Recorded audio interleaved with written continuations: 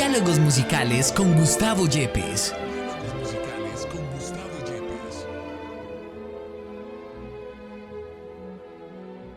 Hola a todos nuestros queridos oyentes. Esperamos que se encuentren muy bien y hoy traemos un tema bastante interesante llamado Visión panorámica de la música en Colombia. Así que comencemos.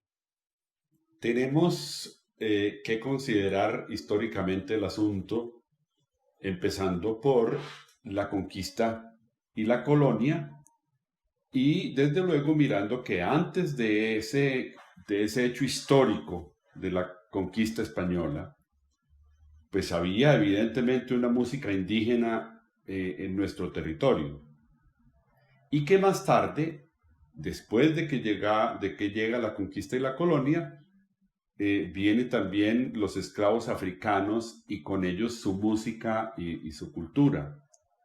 Y esto ya pues en la época de la colonia, después de la conquista.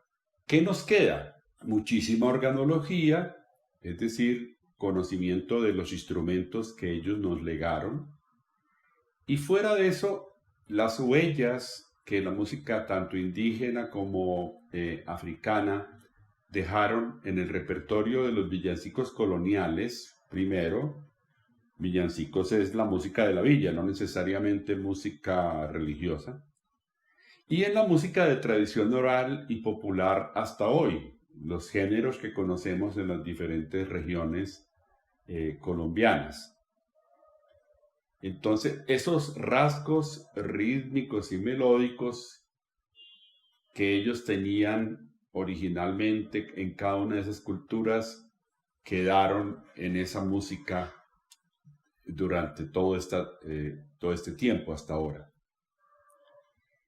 Hablemos un poco de los instrumentos, de la organología. Nos quedan muchísimos. La esterilla de cañas, el chucho, el guasao alfandoque, la carraca o mandíbula, que era efectivamente una mandíbula de un animal, el guache de totuma, el quiribillo, que consiste en unos cañutos que se anudan y se sacuden, la raspa, la guacharaca de caña o calabazo, las claves, que también existen en otros países de la región Caribe, las maracas y los capachos, que reconocemos mucho para la región de los llanos orientales, la marimba de chonta, las flautas varias y quenas sureñas, el rondador, capador o zampoña, la hojita de cítricos o de guayabo, que se sopla y que sirve también como instrumento, las gaitas macho y hembra de la costa, de la región Caribe, el tináfono sanandresano, el carángano o cirrampla de fibra vegetal, la tambora, la puerca o marrana, el tambor alegre y el llamador, el pechiche, los cununos macho y hembra, el maguaré, la caja vallenata. La chirimía, que viene de la palabra chalumeau francesa, que es una especie de antecesor del oboe, también vino ya pues con los españoles y se volvió muy popular. Por eso hablamos de chirimías entre nosotros. A mí me tocó de niño ver, por ejemplo, la famosa chirimía de Girardota, aquí en Medellín, en la fiesta de la Candelaria, al frente de la iglesia de la Candelaria, se reunían esos músicos que venían de Girardota y tocaban en honor de la Virgen de la Candelaria en su fiesta. Tenemos también los cordófonos, ¿no? Las vihuelas y guitarras y otros instrumentos europeos que se inculturaron entre nosotros, aerófonos, cordófonos, idiófonos y membranófonos, adoptados popularmente. Por ejemplo, de la vihuela soprano, es decir, de la vihuela tiple, viene nuestro tiple. Bueno, ¿cómo era la enseñanza de la música entonces después de que llegan los españoles que desde luego aportan no solamente su música, sus costumbres, sus instrumentos, etcétera, sino también el hecho ese de enseñar la música con el fin de que los estudiantes que tenían, los alumnos, les sirvieran sobre todo en la música litúrgica y piadosa. Entonces tenemos pequeñas escuelas eclesiales lugareñas que hubo en muchas partes de Colombia, hasta la escuela de la Catedral de Santa Fe de Bogotá, que desde luego es la más importante. En esa escuela tenemos música litúrgica, que es como la que es como oficial de toda la iglesia, y música piadosa, que es para momentos en donde no se aplica la liturgia, sino que se está haciendo música devocional, digamos. En todo esto que vamos a exponer, nos vamos a basar mucho en publicaciones varias de investigaciones de dos muy importantes tratadistas nuestros de la musicología histórica de Bogotá, que son Elian Duque y Egberto Bermúdez, de ambos profesores de la Universidad Nacional de Colombia. Bueno, entonces obviamente tenemos, primero que todo, el canto llano, es decir, el canto que conocemos como gregoriano, pero aquí no solamente hubo gregoriano, también se utilizó un poquito el mozárabe, pero sobre todo, claro, el canto gregoriano. Quedan huellas del canto gregoriano, inclusive en la música del Pacífico, de los afros del Pacífico, y es muy interesante porque ellos cantan en castellano como si estuvieran imitando la música gregoriana. Entonces hay villancicos devocionales, y fuera de eso, en esas iglesias, pues, y sobre todo en la Catedral de Bogotá, pues, se tenían, bueno, el gran órgano de la catedral, pero en muchas iglesias había solamente órganos positivos, organillos, órganos más o menos importantes, pequeños y grandes, inclusive algunos construidos localmente. Y lo mismo en iglesias y conventos. Y arpas en la evangelización de los llanos orientales, pues porque con la gente tan regada en un territorio tan grande, pues no había manera de tener una evangelización alrededor de iglesias, porque no había propiamente pueblos importantes todavía en los llanos orientales, y entonces tenía que hacer la evangelización prácticamente a caballo, viajando, y por eso se adopta el arpa, y por eso tenemos el arpa hoy como instrumento folclórico adaptado en los llanos orientales. Bueno, la Escuela Musical de la Catedral de Santa Fe fue muy importante porque era una de las 12 con privilegio real en el Imperio Español. Había 8 en España y 4 en América, que tenía coro, enseñanza instrumental, lectura musical y contrapunto, y además como 2 grandes directores o profesores también, que eran el chantre y el sochantre, es decir, algo así como el director y el subdirector, el cantor y el subcantor, podríamos traducirlo también. De la época de la colonia nos quedan, acuérdense que la colonia va pues más o menos entre 1500 y 1819, cuando es la independencia, y hay nombres muy importantes, por ejemplo, Alonso García Zorro, que estableció la enseñanza ordenada del canto para el clero indígena. Claro, ellos formaron mucho clero, es decir, muchos sacerdotes y además monjas también, y hasta monjes no sacerdotes que pertenecían a los indígenas, y entonces les hicieron una enseñanza ordenada del canto eclesiástico, sobre todo pues con este señor Alonso García Zorro. Alonso Garzón de Tauste, que vivió entre los siglos XVI y XVII, de él se conoce un Salmo 90, cuya hábitat inadjutorium, José Dadey es un sacerdote jesuita, también entre los siglos XVI y XVII, que él enseñó canto llano y órgano en el Colegio de San Bartolomé, en Cajicá y en Fontibón. Canto, órgano, cuerdas, flautas y chirimías. Con la dirección de él se construyó, por ejemplo, un órgano en el Rosal, en Cundinamarca, que por cierto, los indígenas ayudaron en la construcción de ese órgano y además le añadieron un orden de bambúes. Es decir, fuera de los órdenes normales, pues de flautas, ocarinas, metales, etcétera, que tienen los órganos, ellos quisieron añadir un orden especial de bambúes. Y entonces todavía ese órgano tiene esa adición que no tiene ningún otro órgano en el mundo. Y también construyó José Dadey un órgano en Fontibón, ahí cerca de Bogotá.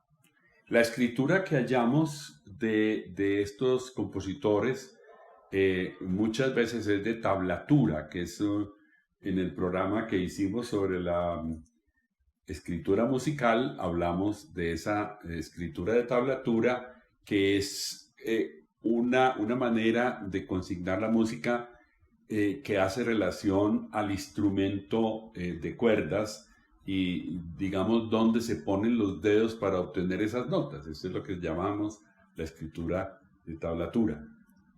Tenemos otro jesuita que es Francisco de Yauri, que fue el que llevó precisamente el arpa manual, que era un instrumento de las señoritas de Madrid, lo llevó pues a la colonización y evangelización de los llanos orientales. Fray Juan de Quevedo fue obispo de Santa María la Antigua del Darién. Imagínense esa ciudad que desapareció después y que fue la primera ciudad construida en toda América por los españoles. Entonces, Fray Juan de Quevedo, que fue obispo de esa ciudad que ya no existe, Santa María la Antigua del Darién, pidió a España 6 libros de canto toledano, por tanto, canto llano mozárabe, y antifonarios y salterios para la música eclesiástica. Juan Pérez de Materano es otro nombre importante, él fue deán en Cartagena. De paso para Yucatán, escribió ahí en Cartagena Canto y órgano y canto llano, y ese libro pues todavía lo tenemos. Hoy podemos encontrar en la sala de música de la Biblioteca Luis Ángel Arango del Banco de la República en Bogotá algunos instrumentos y vale la pena mirarlos, pues porque obviamente instrumentos de esa época no son fáciles de encontrar. Encontramos, por ejemplo, una vihuela muy bella que está, el mástil había sido quebrado, pues está ahí pegado simplemente para presentarlo como museo. Y lo mismo, hay una espineta que tiene una caja que parece como de virginal, que sabemos que el virginal fue un instrumento que se creó en Inglaterra, también de teclado, que tocaban las vírgenes, es decir, cuando se reunían las damas a hacer costura, entonces había un costurero en donde guardaban hilos y demás, y allí había un pequeño teclado, y por eso el instrumento pues se llama virginal, que después se fue volviendo cada vez más grande hasta convertirse pues en el cémbalo, en el clavicordio, en el gravicémbalo, etc. Otro nombre importantísimo es el de Gutiérrez Fernández Hidalgo, siglos XVI y XVII. Él escribió un libro de coro con los Magnificat sobre los 8 tonos. Recordemos que los 8 tonos son los 4 modos básicos, dórico, frigio, lidio y mixolidio, y sus derivados, que son los hipos, es decir, hipodórico, hipofrigio, hipolidio, hipomixolidio. Entonces él escribió Magnificat sobre cada uno de esos modos, o sea, 8 Magnificat distintos. Escribió Salve Regina, varios salmos, salmos de completas para el domingo. Completas significa uno de los tramos del oficio divino, y es como al final de la noche. Escribió también unas copias de las misas de Cristóbal de Morales. Cristóbal de Morales, ese gran compositor español del siglo XVI, entonces copió para poder hacer ahí en la catedral. Y además él mismo escribió una misa parodia. Recordemos que las parodias eran misas construidas con base en un tema musical. Fue muy famoso, por ejemplo, L'Homme Armé, el hombre armado. Pero escribió uno sobre un tema musical religioso que se llamaba In Manus Tuas, es decir, en tus manos. Y entonces su misa es sobre el tema de esa obra. Tenemos a Fray Manuel Blasco también, con sus versos al órgano en dúo para chirimías, un oficio de difuntos, salmos y villancicos, un villancico navideño ese sí, que se llamaba Vientecillo Travieso. Bueno, les cuento que les podemos dejar una tarea para que escuchen música de esta época y porque es muy interesante oír cómo suena. Vamos inclusive a oír un solo ejemplo, y lo pueden encontrar en YouTube bajo el título Música en Santa Fe y Bogotá, escrita por Egberto Bermúdez.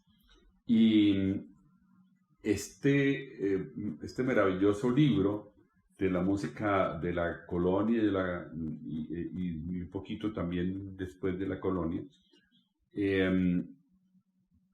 fue escrito por él y tenía 2 discos compactos, o sea, bastante música ahí, con un grupo de música antigua que él mismo dirigía o dirige.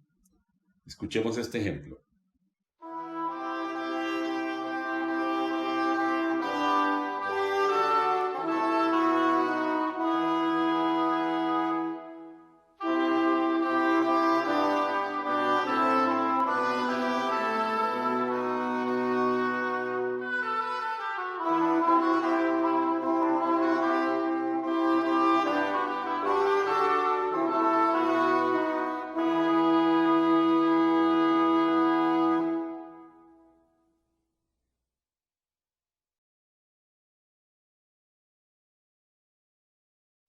Lauda Jerusalem Dominum, lauda Deum tuum Sion. Gloria confidavit seres valororum, et exit fides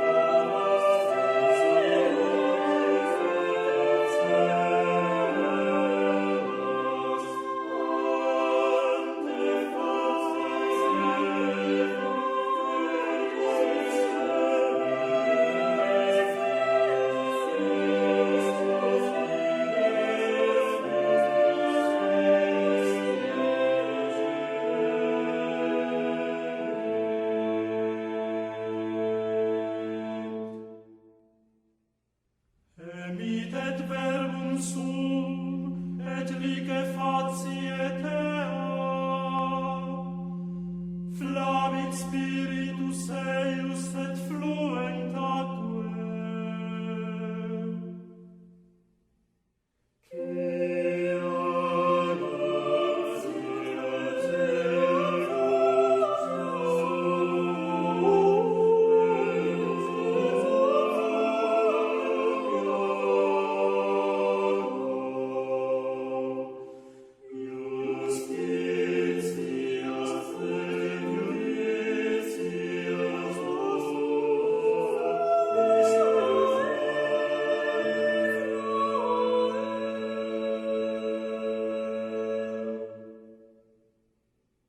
Non fecit taliter omni nationi,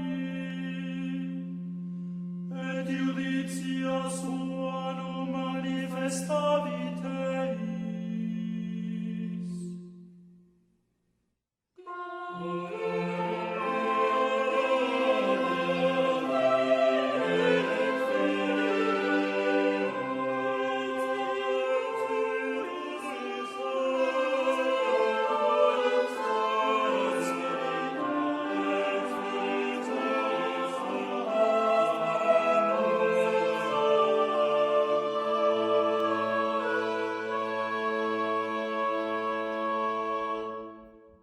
Otro nombre que es muy importante es el de Joseph de Cascante.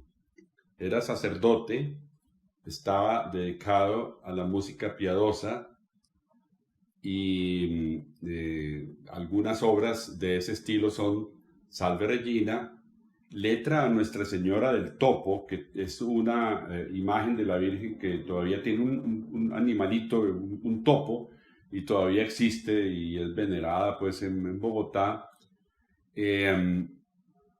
Tenemos también villancico a Santa Bárbara, Oiga niño mío de mi corazón, vientecillo que altivo, pretensores mal premiados, etc.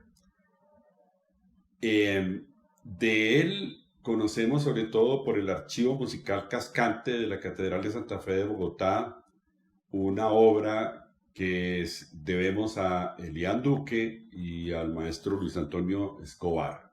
Hay también una antología de música religiosa que está en el archivo capitular de la Catedral de Bogotá con estudio de Egberto Bermúdez y que contiene autores muy importantes, Gutiérrez Fernández Hidalgo, de quien ya hablamos, uno de los Magníficas del segundo tono, Joseph de Cascante también, de quien hablamos, el Todo de sus Loores, Juan Hidalgo, un villancico que se llama Monarcas Generosos, de Juan de Herrera, el Christus Factus Est, de la Alta Providencia, la devoción más rara, y villancico a la Santísima Trinidad, de Salvador Romero, Lamentación a Solo, y un anónimo, Domine adjuvandum.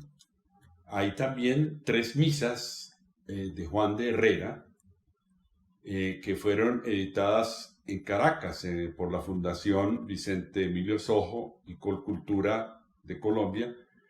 Fueron editadas en 1996 y son una misa de difuntos en 5 voces, una en 8 voces y una en 9 voces. Imagínense qué tan bueno era, digamos, el coro de la catedral, la formación musical que allí se hacía, el contrapunto tan maravilloso que hacía que podían escribir obras para esa cantidad de voces.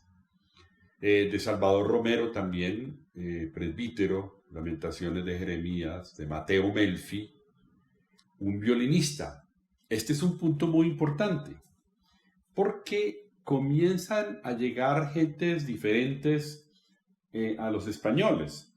Llega, por ejemplo, este señor de Italia, Mateo Melfi, y empieza a profundizar en la enseñanza del violín, y comienza la música instrumental que llaman estos tratadistas italianizantes, sí, porque se salió pues un poquito de la influencia española.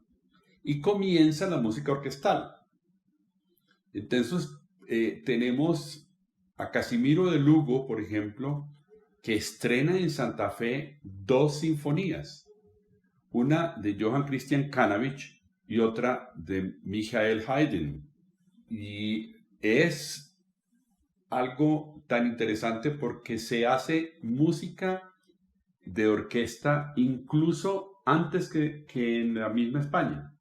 Hay un hombre que tiene muchísimo interés, que es Francisco de Páramo, porque fue un espléndido calígrafo, es decir, escritor, el escribidor o el amanuense, el que escribía la música, pero de una manera preciosística. Uno ve los libros de él en donde hay todo ese dorado, todo ese colorido, esas hermosas letras iniciales de cada página tremendamente adornadas, y escribió varios libros corales, de los cuales existen todavía 32, por encargo del arzobispo Bartolomé Lobo Guerrero.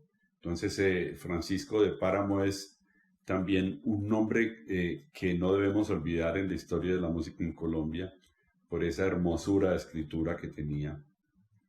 Cuando llega la independencia, ¿qué pasa? Pues, claro, las iglesias descuidan la música y su enseñanza porque ya no tienen, pues, ese privilegio que tenían antes en la época de la colonia. Nuestros libertadores solo tienen algún interés en la música militar y para los bailes, y por tanto la música se concentra alrededor de pequeñas bandas, que inclusive hasta hace muy poco todavía la enseñanza popular de la música entre nosotros dependió mucho de esas bandas de pueblo que han hecho una labor tan maravillosa en Colombia. Porque realmente si hay algo que haya permeado a toda la nación, desde luego más a unas regiones que a otras, pero que realmente ha sido importante, ha sido la enseñanza dentro de las bandas, y por tanto los instrumentos de esas bandas, los aerófonos sobre todo, y algo de percusión. El coronel José Manuel Cancino fue director de banda, y tenemos la dirección de bandas de él inclusive en las batallas. Por ejemplo, la famosa La Vencedora, una contradanza que se tocó en la batalla de Boyacá, la Guaneña, un bambuco que se tocó también por la banda en la batalla de Ayacucho, la Libertadora, que se hizo en el baile ofrecido a Bolívar en el Palacio de Nariño. Además, ya mucho después, la marcha fúnebre para enterrar al Libertador en Santa Marta, hecha por un español. Miren esto, Francisco Selles. Escribió esa marcha y se tocó en el entierro de Bolívar. Hay algo muy interesante, y es que todas estas piezas que hemos mencionado, más muchas otras, tienen una fuente bibliográfica enormemente interesante, y es el llamado Cuaderno de doña Carmen Caicedo, hija del presidente José Domingo Caicedo, y que por fortuna se conserva en el Patronato Colombiano de Artes y Ciencias, y que también además fue publicado. Por fortuna esto, porque si no hubiera sido por ese cuaderno que el profesor de guitarra de doña Carmen, la hija del presidente Caicedo, que es como el tercero o cuarto presidente después de Bolívar, si no hubiera sido por ese cuaderno, todas estas piezas de esa época las habríamos perdido. Luego, entonces, tenemos el siglo XIX. Sabemos que la independencia se lleva a cabo al principio del siglo XIX. Y tenemos unos nombres muy interesantes como Nicolás Quevedo Rachadel. Este señor vino de Venezuela, fue edecán de Bolívar y fue profesor de música. Él enseñó a mucha gente. Tenemos también un inglés que vivió en Bogotá mucho tiempo, don Henry Price, director y cofundador de la Sociedad Filarmónica. El primer concierto de esa Sociedad Filarmónica fue el 11 de noviembre de 1848. Fíjense, estamos a mediados del siglo XIX. Con música operática italiana, oberturas, la Sinfonía Turca de Haydn y la Quinta Sinfonía de Beethoven. Es decir, poco después de estrenada la sinfonía. De manera que esto es un dato bien interesante. Tuvimos después la Sociedad Lírica, dirigida por José Joaquín Guarín, que hizo la Misa Solemne de Beethoven y la Misa Imperial de Haydn. Mire, un repertorio que ya es bien interesante para esta época.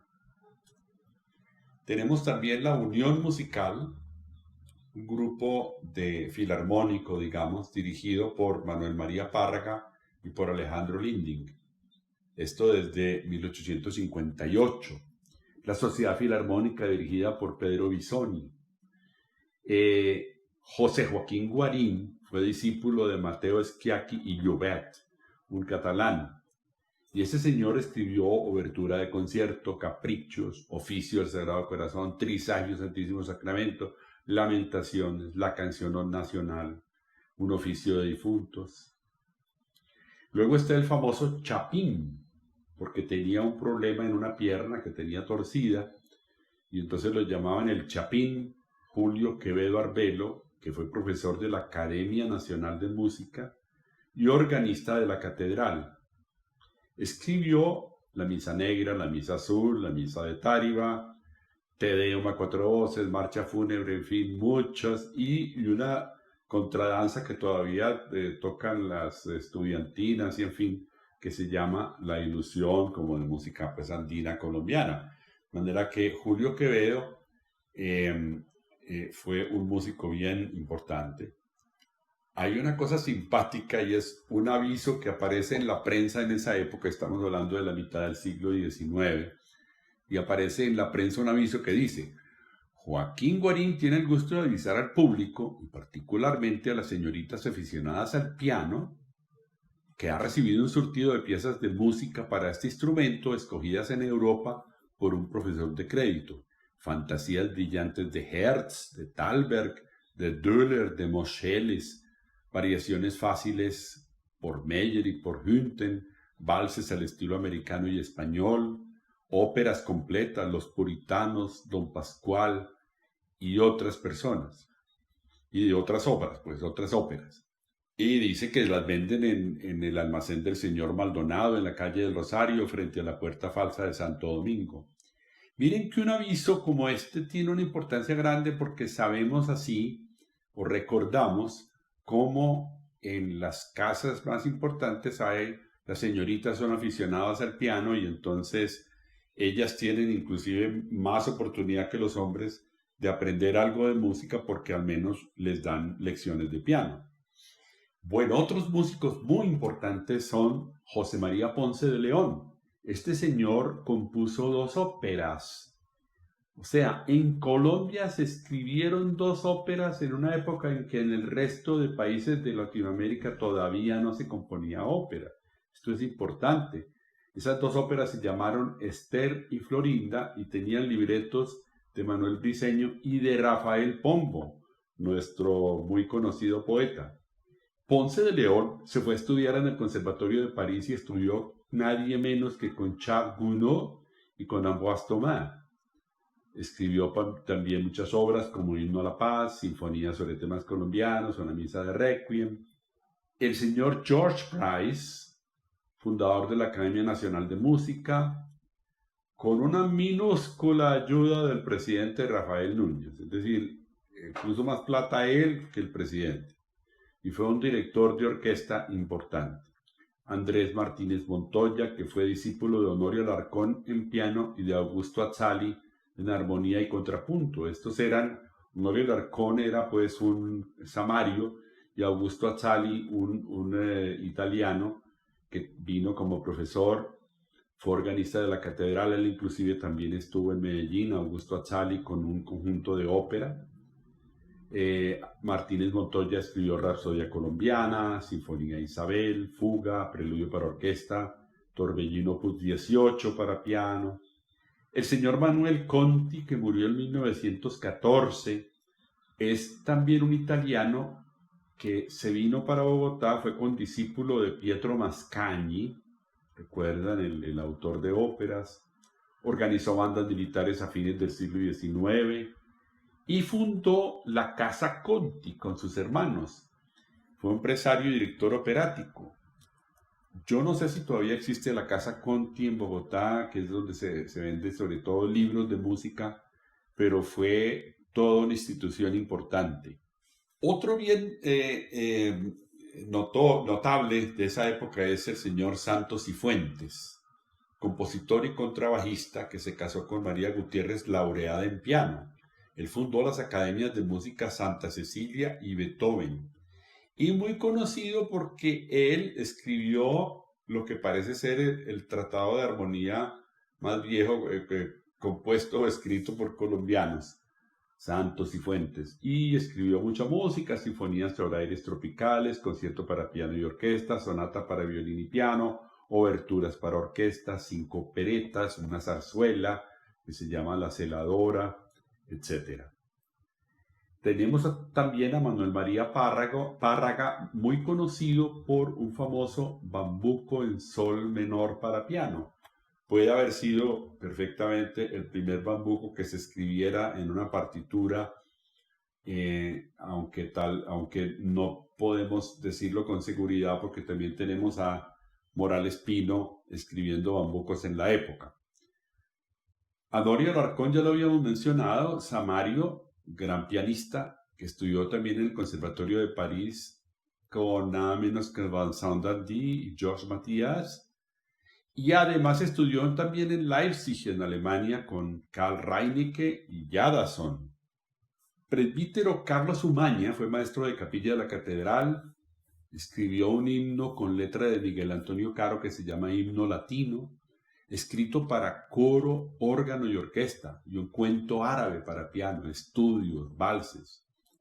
Don Daniel Zamudio, autor de letras, folclorista, organista, compositor, alumno de Santos Cifuentes y Honorio Alarcón, profesor en Bogotá, Cartagena, Ibagué, Pasto y Popayán, director de la banda de la Policía Nacional y compositor de muchas obras. Guillermo Quevedo Sornosa. Este es el tercer Quevedo que vemos, ¿verdad?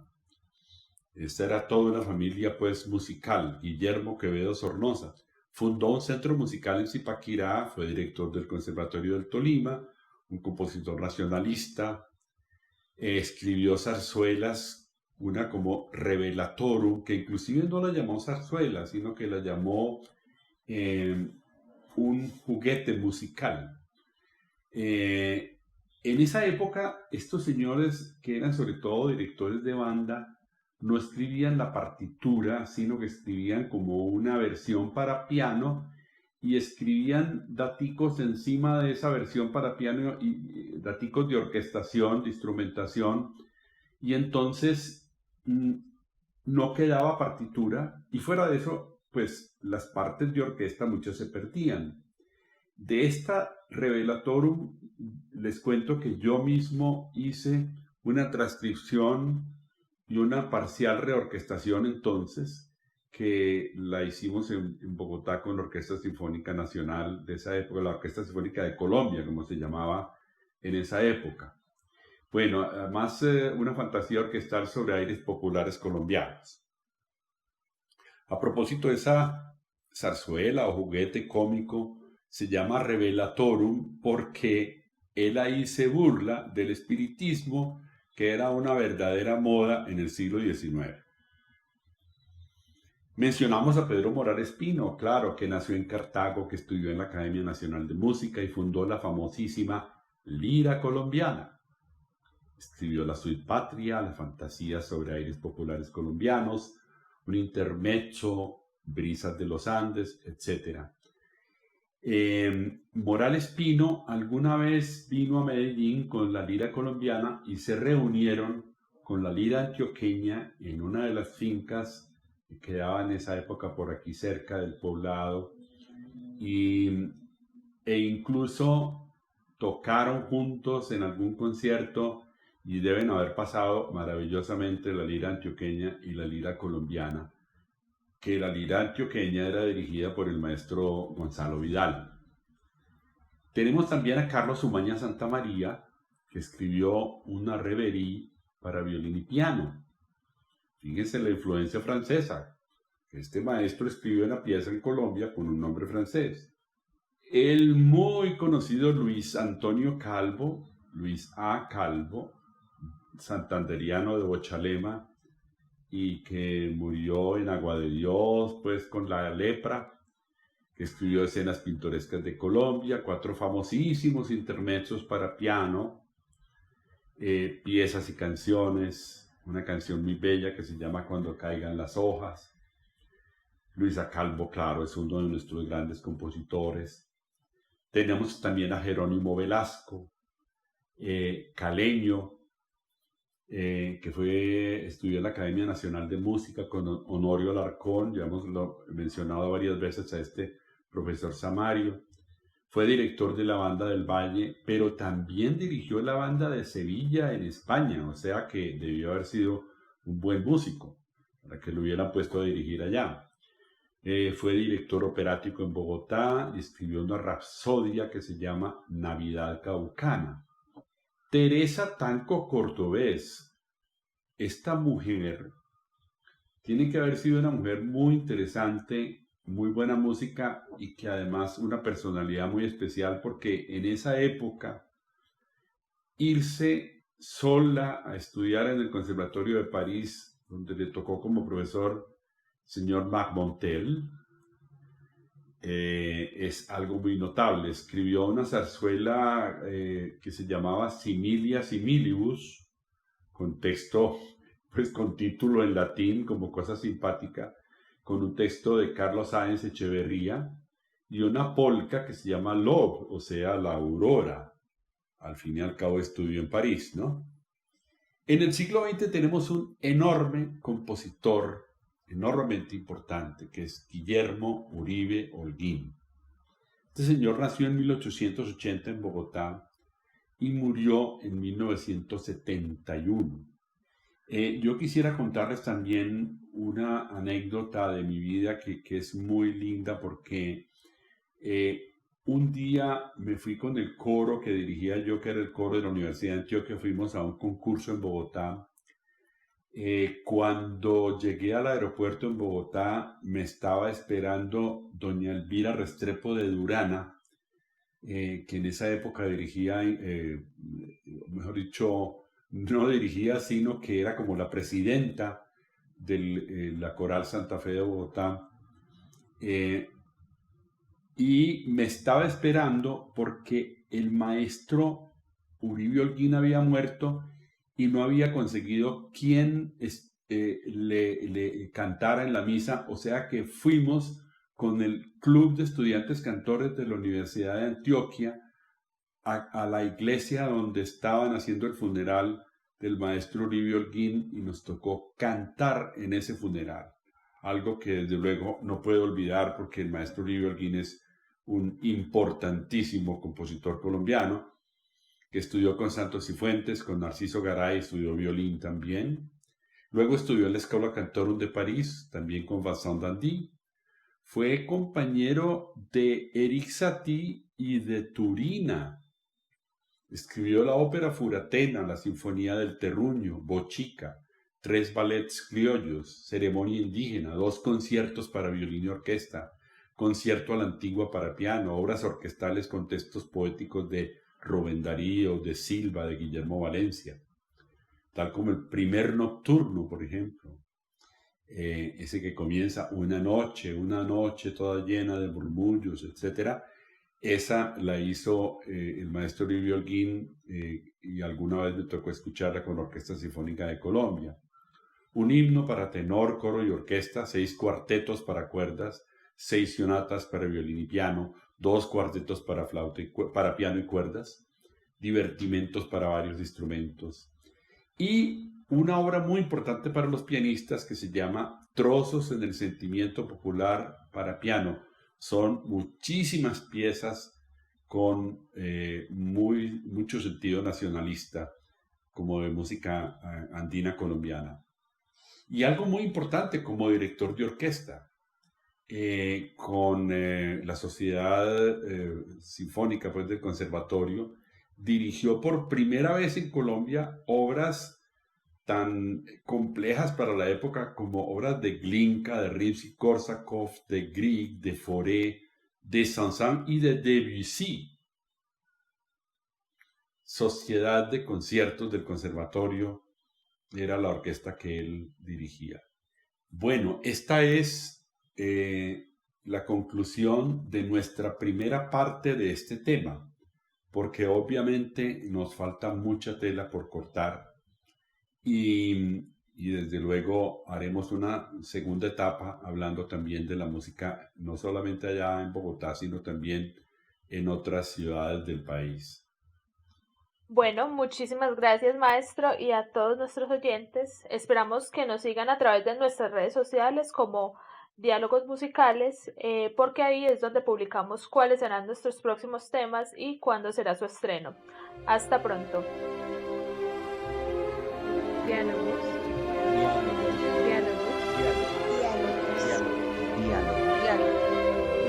Diálogos musicales con Gustavo Yepes.